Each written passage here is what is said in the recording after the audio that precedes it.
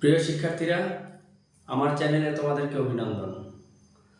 আজকে সপ্তম শ্রেণীর গণিত বই থেকে 4.1 এর গুণের 25 নম্বর এবং 26 নম্বরের প্রমাণ দেখাবো।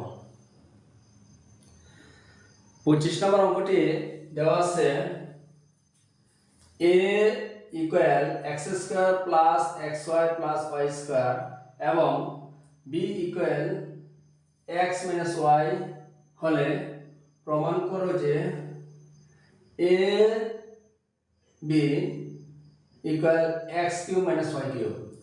a b একসাথে থাকা মানে গুণ। তাহলে আমরা অঙ্কটা চলো আমরা এটার সমাধান করি। a equal x square plus xy plus y square, b equal x minus y। যদি আমরা এটা গুণ করি তাহলে এখানে দেখাইতে বলা হয়েছে যে a b equal x cube minus y cube. এটা আমরা প্রমাণ করব। তাহলে a এবং b গুণ করলে a b ইকুয়াল এই x স্কয়ারের সাথে গুণ করব, তাহলে x cube plus x y এর সাথে গুণ করব, তাহলে x এর সাথে গুণ করলে x স্কয়ার সাথে y x square y plus এই x আবার y স্কয়ারের সাথে গুণ হবে, তাহলে হবে x y স্কয়ার। এর মানে x স্কয়ার x y এবং x y স্কয়ারের সাথে গুণ করা হয়েছে। এবার আমরা মাইনাস y একইভাবে উপরের তিনটার সাথে গুণ করব, মাইনাস আর x স্কয়ার সামনে আছে প্লাস, প্লাসে মাইনাসে মাইনাস x স্কয়ার y যে পদের সাথে মিলে ওটার নিচে লিখতে হবে, প্লাসে মাইনাসে মাইনাস x y স্কয়ার প্লাসে মাইনাসে মাইনাস y আর y স্কয়ার যদি আমরা গুণ করি তাহলে হবে y কিউব। এখন আমরা আগেই জানি যে গুণ করে যোগ করতে হবে, তাহলে আমরা উপর থেকে a b আমরা নামালাম, এখানে x কিউব আর নেই, x কিউব এখানে প্লাসের x স্কয়ার y এবং মাইনাসের x স্কয়ার y, তাহলে প্লাসের এবং মাইনাসের যদি একটা করে বাদ দেই থাকে না, শূন্য দেওয়া লাগবে না, x y স্কয়ার প্লাসের x y স্কয়ার মাইনাসের, তাহলে এটা বাদ, আর এখানে মাইনাস y কিউব। তাহলে আমরা সুতরাং ab ইকুয়াল আমরা পেলাম x cube minus y cube. তাহলে ab equal x cube minus y cube এটা প্রমাণ করতে বলা হয়েছে, তবে আমরা লিখে দিব প্রমাণিত।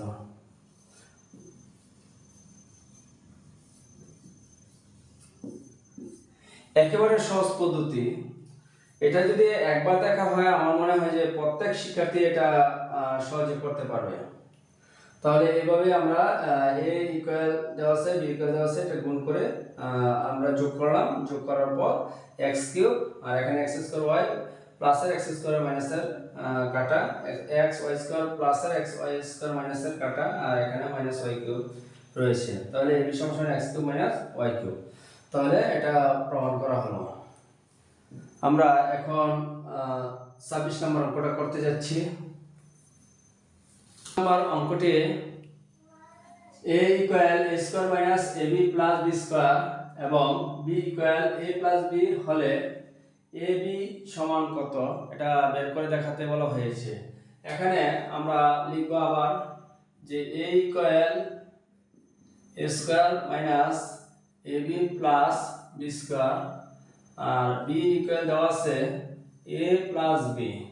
তাহলে আমরা এটা গুণ করব, a b এর সাথে গুণ করলে ab ইকুয়াল, আবার একইভাবে a এর সাথে a স্কয়ার গুণ করলে a কিউব মাইনাস a এর সাথে গুণ করলে এ স্কয়ার সাথে B A square B plus A B square সাথে গুণ করলে এ বি স্কয়ার। আবার প্লাসের বি আমরা একইভাবে গুণ করব। এ স্কয়ার সাথে যদি আমি বি গুণ করি তাহলে এ স্কয়ার সাথে বি গুণ করলে এ স্কয়ার বি। এখানে পদ সমজাতীয় পদের সাথে নিচে নিচে বসাবো, প্লাসে মাইনাসে মাইনাস। আবার যদি আমরা এ বি স্কয়ার সাথে গুণ করি তাহলে হবে এ বি স্কয়ার প্লাসে প্লাসে প্লাস। এখানে বি এর সাথে বি গুণ করলে বি এর সাথে বি স্কয়ার গুণ করলে বি কিউব হবে। এখন আমরা গুণ করার পর আমরা কি করব, যোগ করব। তাহলে আমরা নিচে নামালাম এ বি ইকুয়াল এ কিউব উপরে মাইনাসের স্কয়ার বি নিচে প্লাসের স্কয়ার বি। তাহলে প্লাসের একটা এবং মাইনাসের একটা কাটা, এ বি স্কয়ার প্লাসের এ বি স্কয়ার মাইনাসের কাটা, তাহলে রইল কি বি কিউব। তাহলে সুতরাং A B equal A cube plus B cube.